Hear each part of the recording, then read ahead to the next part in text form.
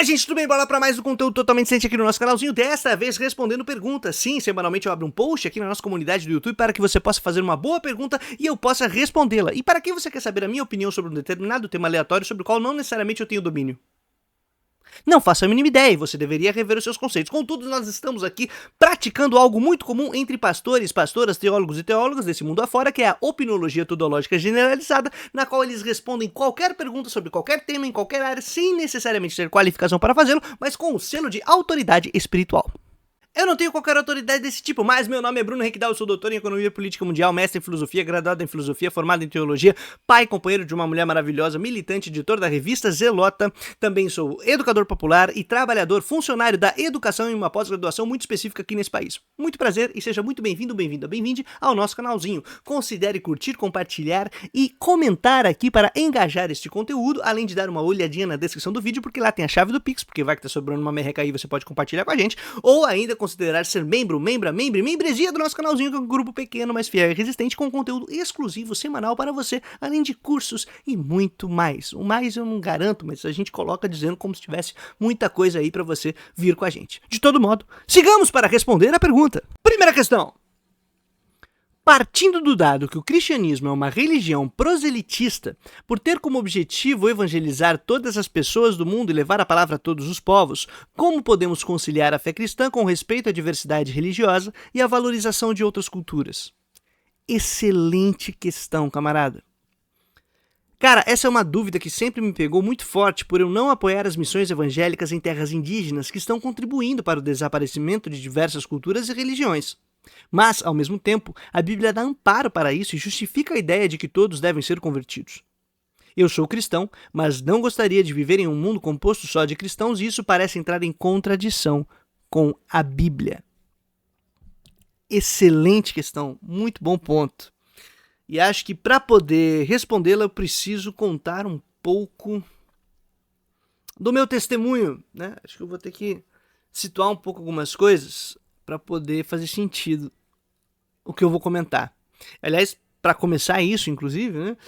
Se você chegou aqui pelo conteúdo marxista, de produção teórica de Marx, marxismo, comunismo, luta popular, essa parada toda, saiba, eu sou crente, e isso é importante, porque me situa num determinado lugar específico que é a articulação entre a fé, a experiência religiosa, de tradição cristã e evangélica, com a militância política, que não é um espaço muito simples de se conviver, talvez vocês imaginem. E, por outro lado, para quem chega aqui e também é de tradição religiosa, é cristão, é cristã, evangélico, evangélica em especial, se for de tradição pentecostal, bem-vindo, bem-vinda, aperte minha mão, meu amigo, minha amiga. Também é importante eu dizer um pouco sobre o meu testemunho para ter sentido o que eu vou comentar, tá? Então, eu vou contar um pouco da minha história, né? A prática do testemunho, inclusive, abre parênteses, é uma prática muito importante na tradição pentecostal e que dá um caráter de reconhecimento público que muitas das instituições modernas e do modo como nós organizamos essa vida, que vai apagando a nossa existência, não garantem.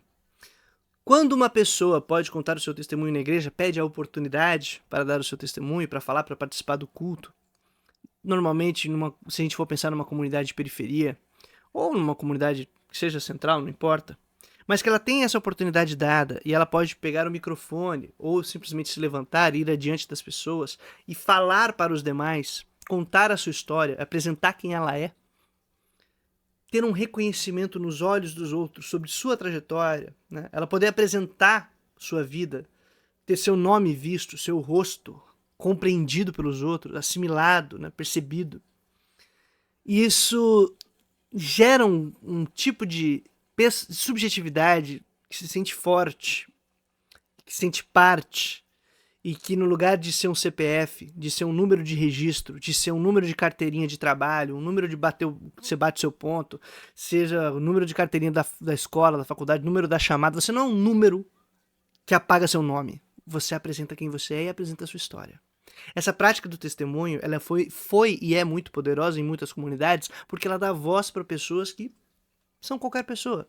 É o camarada aqui que eu moro na Minha Casa Minha Vida aqui no Capão Redondo, e o camarada que é vigia aqui do prédio, do condomínio, ele é pastor também. Tem um camarada que ele é pastor e vigia. Pô, mano, é um cara que é super explorado no trabalho dele, numa empresa terceirizada, que vem aqui fazer um trampo. Sabe Deus como, arranja um tempo para preparar uma mensagem, para fazer um acompanhamento pastoral com a galera. Vai no culto, prega, conta suas histórias, seu testemunho é reconhecido. Sabe, aqui é o mano que tá trabalhando com um terno, com a roupa uniforme da empresa, chapado. E depois ele bota o seu terno, sua gravata, sua camisa, que é dele, não é da empresa, e vai ao culto. E agora ele é chamado de irmão, é chamado de pastor, não é mais o vigia, o mano, o cara que ninguém nem sabe o nome, que fica dentro de uma guarita. Então, essas experiências, elas são importantes para a formação de comunidade, porque dentro da dinâmica da sociedade moderna, você é um número, cara. E se você encontra um espaço que você não é só número, você é reconhecido, pô, fantástico. É por isso que as redes sociais também se tornaram uma vazão para muita gente poder se expor, se apresentar, encontrar lugar para extravasar, tal, para talvez ser reconhecido de certa maneira. Então, isso é só um comentário para entender a importância do testemunho, de contar a sua história. Porque testemunho, dentro dessa tradição, é você falar sobre. E aí vem o primeiro problema. Se eu fiz um elogio ao testemunho, como contar a sua história, eu vou fazer uma crítica. Como ato de contar, e apenas contar, e discursar, e falar. Por quê? A pergunta do nosso camarada é: se é para sair evangelizando para tudo quanto é lado, como é que a gente pode promover diversidade religiosa, diversidade cultural, respeito à pluralidade e tal? E o problema tá aí, que o evangelizar se tornou faça o mesmo discurso que o meu, adote a mesma confissão no sentido de falar e não de ter a mesma fé, mas no sentido de discurso, de assumir uma maneira de você interpretar o mundo a partir desse vocabulário, dessa estrutura. E por esse vocabulário, essa estrutura, esse discurso, se esconde as relações de poder, de dominação que existem dentro das instituições religiosas, de controle de corpo, controle das suas relações sociais, controle e mediação sobre os seus afetos, sua relação com o mundo, né? E aí o evangelizar é você forçar as pessoas a reproduzirem as suas palavras e o seu modo de dizer o mundo, de interpretar o mundo, de valorizar ele, né? Explicando, dando sentido e significado. Evangelizar é sair falando e fazer com que os outros falem o que você fala. E a fala se tornou um negócio muito importante. E se perde de vista uma questão que era muito importante, e essa é a interpretação que eu faço do lugar que eu tô, a partir das experiências que eu pude ter, das pessoas com quem eu convivi, com quem eu lutei junto, e com quem eu aprendi muito, que é a conduta. Testemunho como conduta. A palavra testemunhar vem de ser mártir, né? De você entregar a sua vida para uma determinada causa. Ser testemunha, ser mártir, ser alguém que vive de determinada maneira. E viver de determinada maneira parece para mim ser o fundamental. Ser o exemplar, né? É uma conduta. Então eu escolho uma conduta baseada em determinados critérios que regem a minha maneira de me relacionar com as outras pessoas. Não é uma tabela de frases que eu devo saber dizer ou uma lista de coisas que eu não devo fazer como práticas pontuais, né? Ação X, ação Y, aí vai fazer uma listinha, ticando a listinha do que você pode e não pode fazer, e aí a pessoa fica tão desesperada porque a lista é tão grande que ela nunca sabe se ela está cumprindo ou não a lei, né? Então fica aquela confusão. É uma conduta, um modo de vida, uma postura em que você tem que tentar aliar e dar sentido para o que você fala. A fala vem depois, primeiro vem a conduta. Para que quando você prometa, para que quando você fale, para que quando você diga sobre o evangelho, ele esteja baseado, calcado numa história de vida que te dá legitimidade, que justifica o porquê você está falando isso e onde tem sentido. Mas a fala vem muito depois. Muito, muito, muito depois. O que importa é a conduta, é o testemunho. Isso é o que eu vou tentar sustentar aqui nessa conversa. Ixi, já vi que eu vou me esticar nesse papo aqui. Então vai ser um papo de crente. Eu venho de uma família que é evangélica há muito tempo. Muito tempo. Eu nasci na igreja, né? Então isso já é um primeiro dado muito importante para quem estiver ouvindo isso que eu vou comentar sobre o testemunho, sobre a evangelização como conduta, e não como fala, e não como obrigar a pessoa a ir na minha igreja, tá? Não é fazer a pessoa ir na minha igreja, não é fazer a pessoa falar, eu aceito Jesus no meu coração, falar por falar, meu amigo papagaio também fala. Não é fazer a pessoa cumprir os ritos, não é é outra parada, e a gente já vai falar disso. Eu nasci na igreja praticamente, só não deu para nascer na igreja porque eu acho que não seria o local adequado para uma pessoa ter um parto, e o parto não foi muito simples, eu quase faleci, talvez minha mãe também. Foi um processo não muito agradável nessa vinda ao mundo. Mas meu avô, por parte do meu pai, se converteu, minha avó também, e eles eram do chamado chão de igreja. Eles eram o pessoal que é os trabalhadores, os operários da igreja. Né? Então a galera pobre, preta, periferia, meu avô cafuço, analfabeto, roceiro, indo pra cidade, começando a trampar lá, encontra uma cidadezinha pequena, se converte, a igreja se torna uma rede de apoio, lá que aprende a ler e escrever efetivamente. Essa parada toda. Os filhos daí vão ser socializados por meio da igreja, ou seja, meu pai, meus tios foram todos socializados por meio da igreja. A igreja mediava todas as relações deles. Desde o chão de fábrica da igreja, né? Porque não é o pessoal que é pastor, liderança, não. É a membresia, que é a mesma cara da membresia que é até hoje. Diferente da elite da igreja, de quem está no processo decisório, que aí vem a minha tradição religiosa por parte da minha mãe.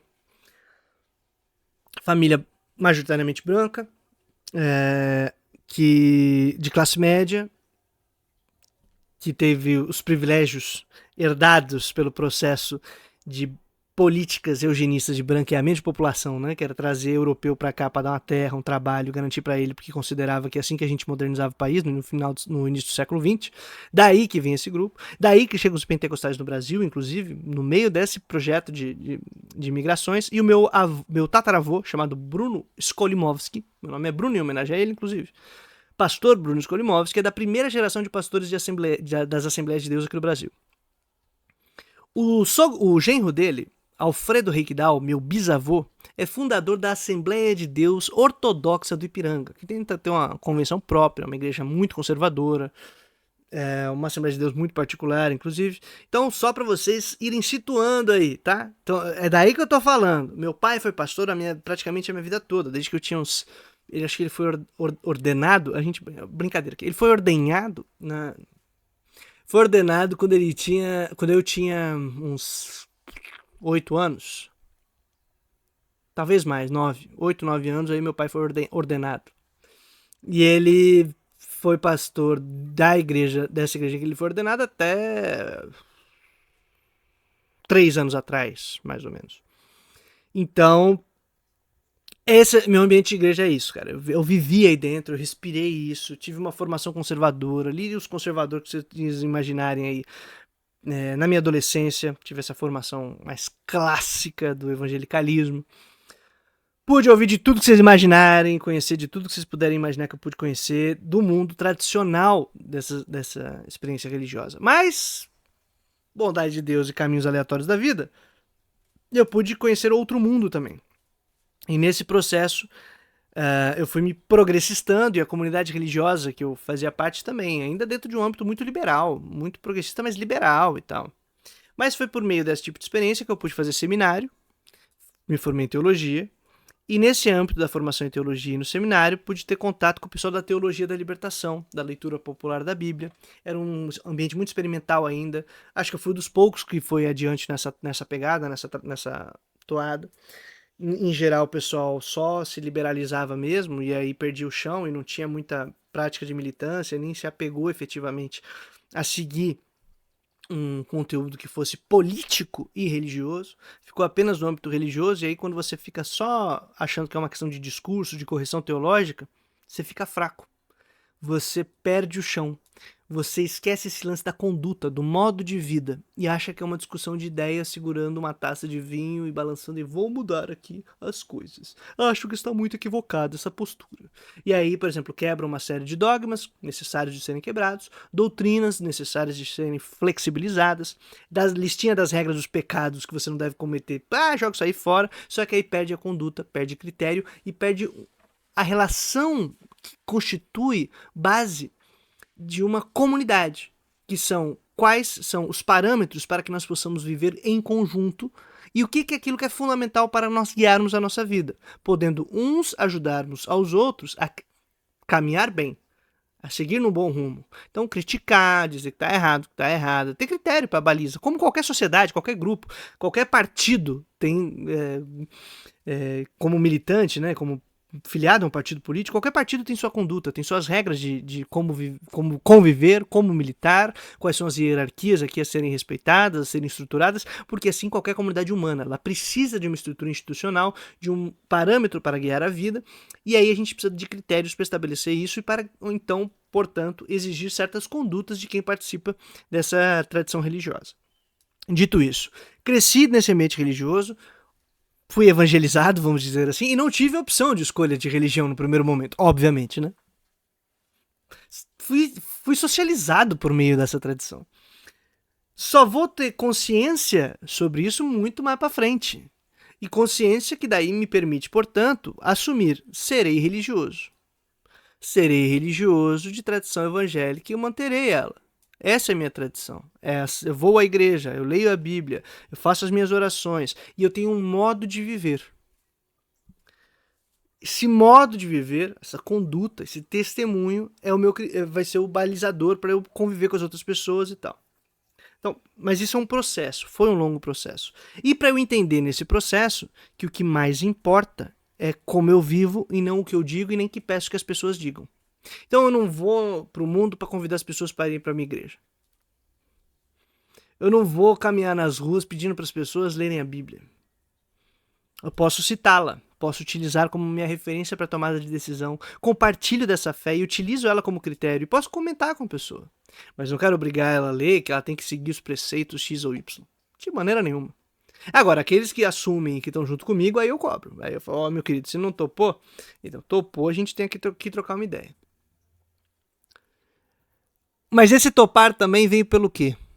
Pela marra, né? Então, é por ser socializado no ambiente religioso, ou pelo terror, pelo medo, né? Dizer, você vai pro inferno, você não sei o que lá, e taca o terror, pela força, pela imposição, pela troca.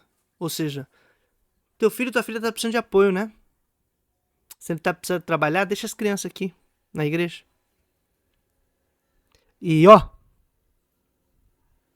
se você vira membro dessa igreja, não é isso que está dito explicitamente, tá? Mas é isso que acontece, o que decorre. Elas vão ter aqui apoio sempre. Tem até uma escola aqui na igreja, ó. Tem um hospital. Ou a gente consegue apoiar uma rede aqui de empregos para as pessoas que fazem parte aqui da nossa comunidade. Fica aí a dica. Que é o que o pessoal diz, né? Do papel que a igreja acaba desempenhando na ausência de uma estrutura de poder público eficiente, que realmente atenda às necessidades da população, e também a exclusão das pessoas de participar do mercado. Né? Onde o Estado não está e onde o mercado não está, porque aparentemente nenhuma dessas instituições se preocupa muito com a periferia, aparece uma igreja oferecendo, então, possibilidades de você atender às necessidades básicas de suas relações sociais e mesmo de sua condição de reprodução da vida, sua e de sua família. Isso vai ser a barganha para trazer as pessoas para dentro da igreja? Entende o que eu quero dizer? Espero que sim. É uma provocação importante. Tudo isso para dizer, evangelizar é eu forçar a pessoa a vir para a igreja? É eu forçar ela a aceitar a minha fé?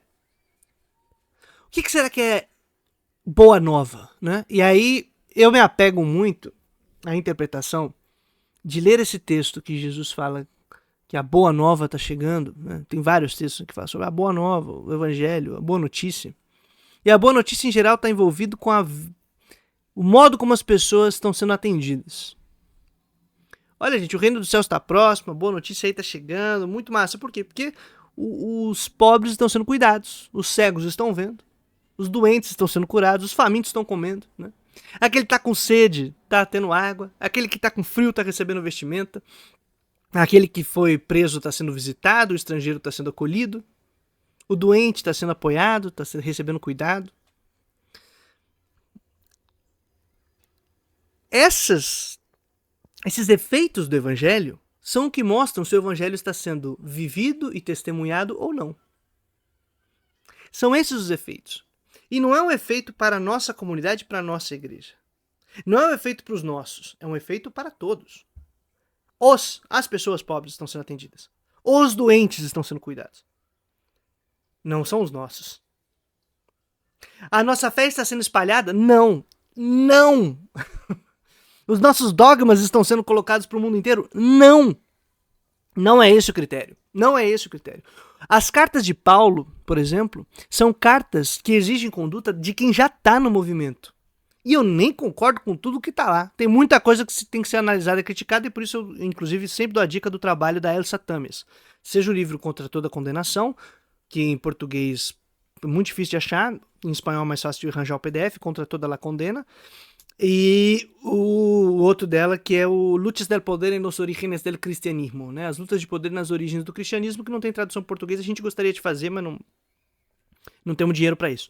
Mas tendo, a gente já tem a liberação para tal. Só falta aí arranjar os fundos. Mas é um livro maravilhoso, por exemplo, que ela critica a carta de Timóteo e as considerações que tem lá, de maneira brilhante, apresentando contexto histórico, as lutas no território, as questões de gênero, as questões étnicas, o período em que ela é escrito, na região que ela é escrito, em homenagem. Pô, é muito massa de você ler, muito massa de ver, e ela estão apontando quais são os movimentos que estão passando ali por trás daquela carta. Aquela carta traz à tona qual situação. E aí a gente avalia e critica e tal.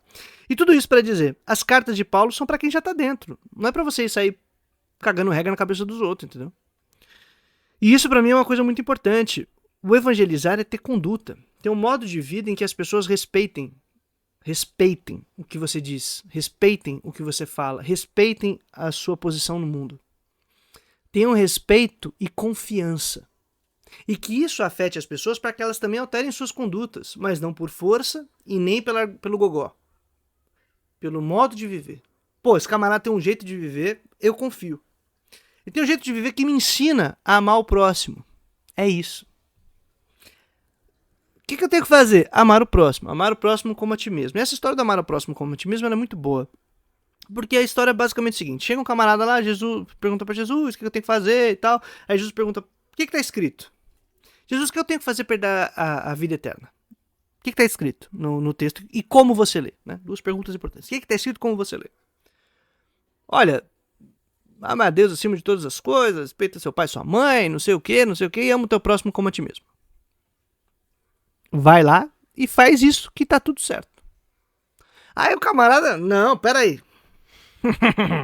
Mas quem é o meu próximo? Né? Porque amar a Deus, parece que o cara sabe quem é Deus, né? Tá tudo certo. Os preceitos ali, tá tudo bem. Mas quem é o próximo que eu tenho que amar? Pra eu amar direito, né? E aí Jesus conta uma história para responder quem é o próximo que deve ser amado. É a história de Jesus que ele conta, é a história do samaritano. Né? Provavelmente um subtítulo da sua Bíblia está escrito do bom samaritano. Mas ninguém sabe se ele era bom ou não. E a adjetivação de bom é um problema danado, porque em geral seria assumir que os samaritanos são maus e esse era bom. Mas na Bíblia não fala a qualidade desse samaritano. Né? De qual qualidade era esse samaritano? Pouco importa. O que interessa é que na história Jesus conta o seguinte. Tinha um camarada que estava descendo na rua, passando na estrada lá, passou dois caras com a moto, espancaram ele, bateram nele até umas horas, tiraram até as roupas dele e jogaram ele na beira da estrada. Jogaram ele na beira da estrada e tá descendo um sacerdote. O sacerdote passa a ver esse cara ensanguentado, praticamente morto, e provavelmente ele imagina que o cara tá morto, e passa reto. E por que ele passa reto? Porque ele tá respeitando a lei. A lei dizia que você não poderia tocar no morto, inclusive porque ele ficaria impuro, não poderia praticar o seu exercício do sacerdócio. Então não vai mexer no cara, né? Aí passa o levita, que também é uma autoridade política ou religiosa, que não ia poder ali mexer no cara de novo, ia desrespeitar a lei, cumprindo a lei que está escrito. Fazendo corretamente a coisa, não foi mexer no morto, porque se ele encosta e tá impuro, não dá pra seguir a vida. Puta trabalho depois de se purificar de ter encostado no morto. Então o mano tá caído na estrada lá, ensanguentado, e passa um samaritano. Tá viajando, passa o samaritano, vê o camarada caído, fala, pô, mano, o cara tá aqui ensanguentado e tal. Pegou o cara, viu que tava vivo, montou na mulinha dele lá, leva pra um lugar, pra uma hospedaria, né? Pro hostel, leva pra um canto pro cara ficar de boa lá. E aí ele paga o cuidado desse cara, fala, ó, quando eu vou continuar a viagem, quando eu voltar eu pago as demais despesas da estadia desse mano, mas cuida dele pra ele se recuperar. E segue a história. Segue marcha, mete rumo. E aí o Jesus vira pro cara que perguntou pra ele quem era o próximo e diz assim, quem foi o próximo daquele que estava caído? Eu vou repetir. A pergunta era, Jesus, quem é o meu próximo? E a resposta de Jesus não é dizer o próximo é tal. Ele falou, quem foi o próximo do que estava caído? Se eu te perguntasse quem é o próximo, você ia falar aquele que está caído. Não foi isso que Jesus perguntou. E nem ele muda a questão. Ele faz: quem é o próximo do que está caído? Aí o cara fala: o que agiu com misericórdia, que é o samaritano. Aí Jesus fala assim: então você vai e faz o mesmo. Jesus não respondeu quem era o próximo. Jesus diz: torne-se próximo daquele camarada. Faça de você mesmo alguém próximo dele. Isso é amar o próximo como a ti mesmo. Fazer-se próximo. Se a pessoa está próxima, se aproxime. Se aproxime dessa pessoa. E faça o que for necessário para que ela viva. Tem um filósofo judeu-lituano-francês chamado Emmanuel Levinas, que me marca muito esse cara. E ele tem uma definição de amor. Amar é não matar. Até essa parte parece para mim razoável, então dá para cumprir. Não matar, aceitável. Amar é não matar e fazer de tudo para que o outro viva. Aí vem o critério de conduta do que é pregar o evangelho. Na minha concepção, depois dessa longa trajetória de apresentações de histórias. Trazer a boa nova é fazer de tudo para que o outro viva. Fazer de tudo para que o outro viva. Não matar e fazer de tudo para que o outro viva. Não é matar. Eu não quero matar. Não é para matar. E eu quero fazer de tudo para que essa pessoa viva. Então eu organizo a minha vida para que a minha conduta seja de tal maneira que as pessoas sejam atendidas em suas necessidades. Para que a minha conduta, eu ajo de tal maneira para que as pessoas possam viver com dignidade. Eu ajo de tal maneira que as pessoas respeitam o que eu vou falar, exatamente porque confiam no meu modo de vida, eu não vou traí-las. Eu estou aqui para garantir que aquele que está com fome coma, para aquele que está com sede beba, para aquele que está com frio seja vestido. E organizamos a nossa comunidade para isso. E aí, se alguém quiser fazer parte da comunidade, cara, o que ele tem que fazer? Nada. Ajeita a conduta. Viva como nós vivemos. E nós vivemos como Jesus, afinal somos cristãos. Como a trajetória e o testemunho desse camarada que viveu de uma determinada maneira, anunciando com sua vida um determinado reino, um determinado modo de vida. As regras para mediar a vida entre as pessoas. Em Lucas 17, tem um texto que eu gosto muito, que chegam para Jesus e falam: Jesus, cadê o reino de Deus? Ele chega quando? E Jesus fala assim: o reino de Deus não está lá nem aqui. Ele não vai nem vem. Ele está entre vocês. No meio de vocês. Ele media as relações de vocês. O reino de Deus é um modo de vida que organiza a comunidade e que já faz parte hoje. Então, se é nosso mundo, e a gente olha e fala: não, mas eu não estou vendo esse reino de Deus. Então a pergunta é: o que está impedindo a gente de viver esse reino? Se ele está mediando, ele pode mediar as nossas relações, o que está impedindo?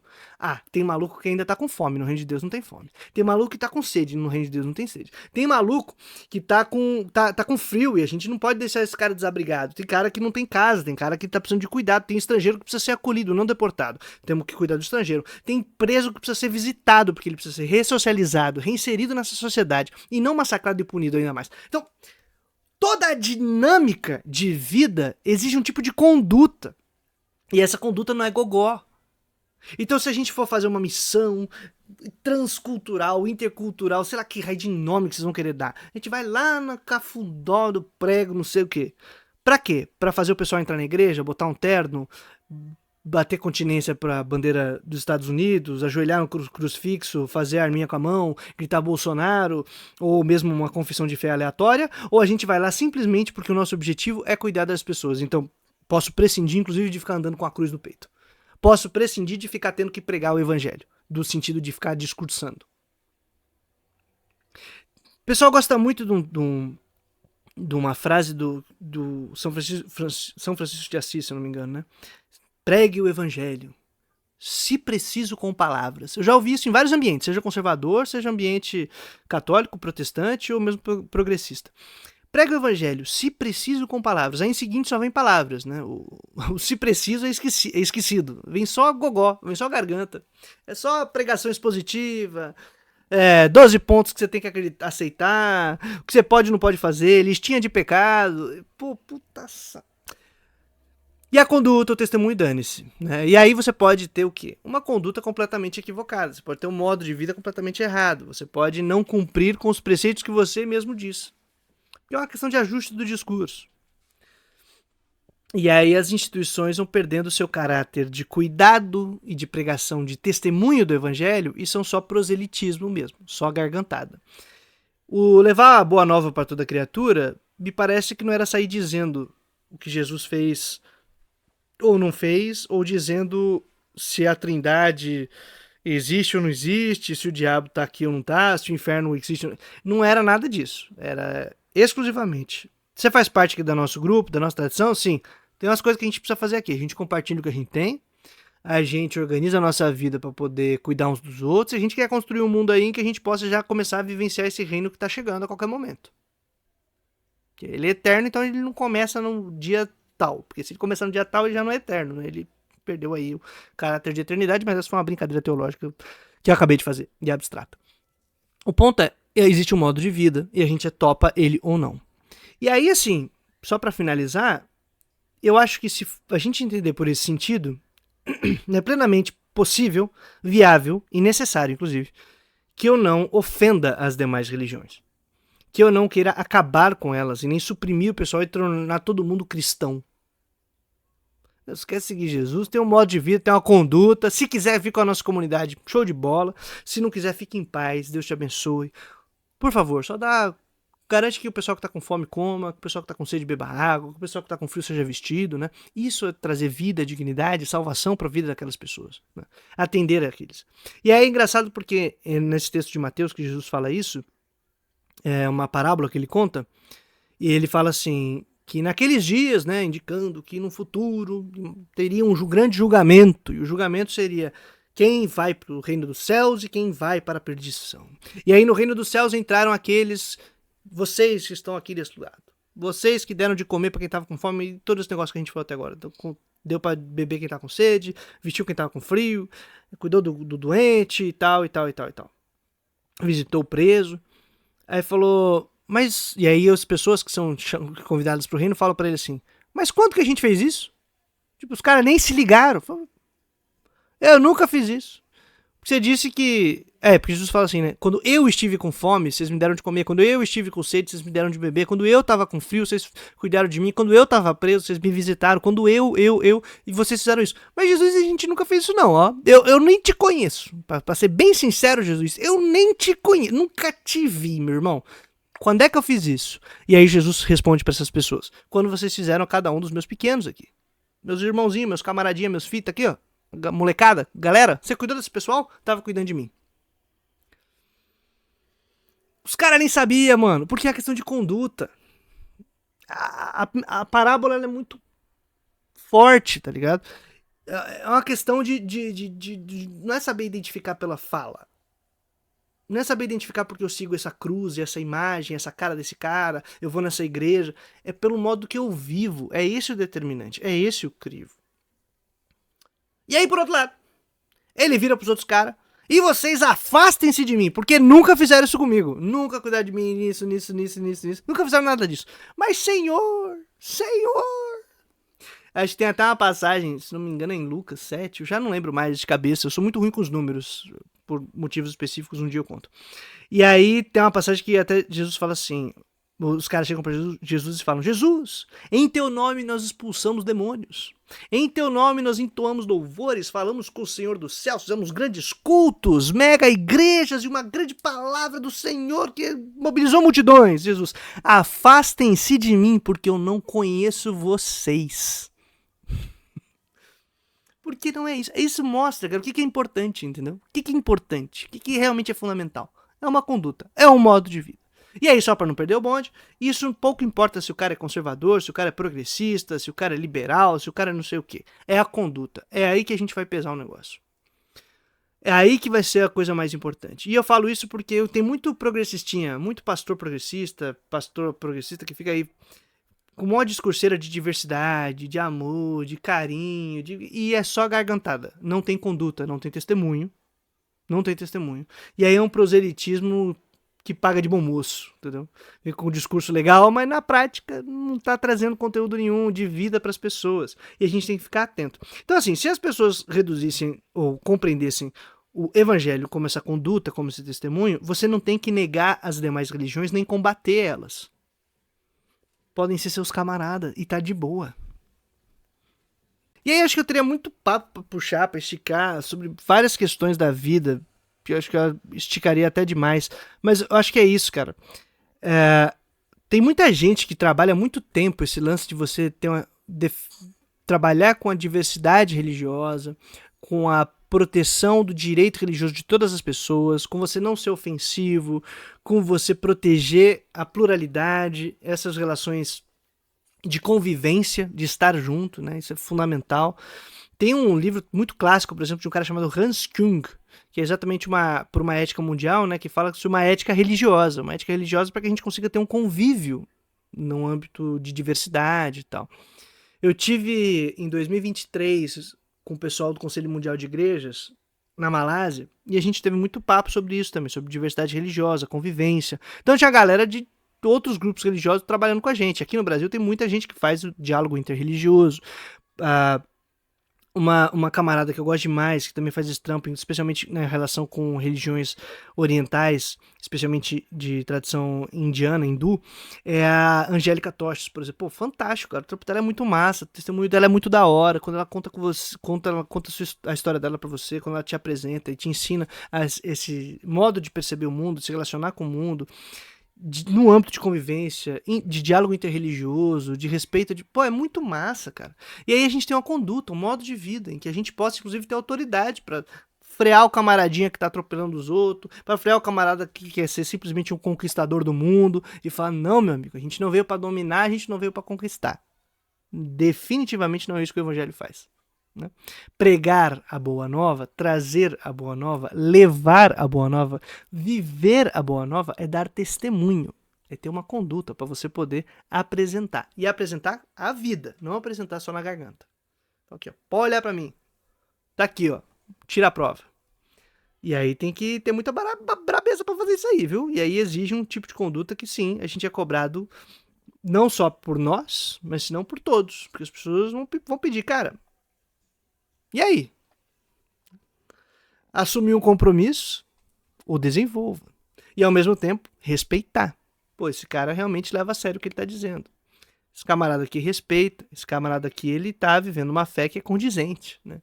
Que realmente promove a vida das pessoas e não tira delas as condições de vida ou as possibilidades delas viverem e desfrutarem do presente que Deus deu, que é a vida. Tá bom? Cara, eu acho que foi muito papo de crente. Foi uma resposta só, de uma pergunta, eu agradeço muito, camarada, e talvez eu não tenha respondido. Olha que loucura, né? Mas de todo modo, minha gente, seguimos aqui, trazendo a boa nova todo dia útil, até a vitória final. Caramba, trazendo a boa nova todo dia. Seria evangelho.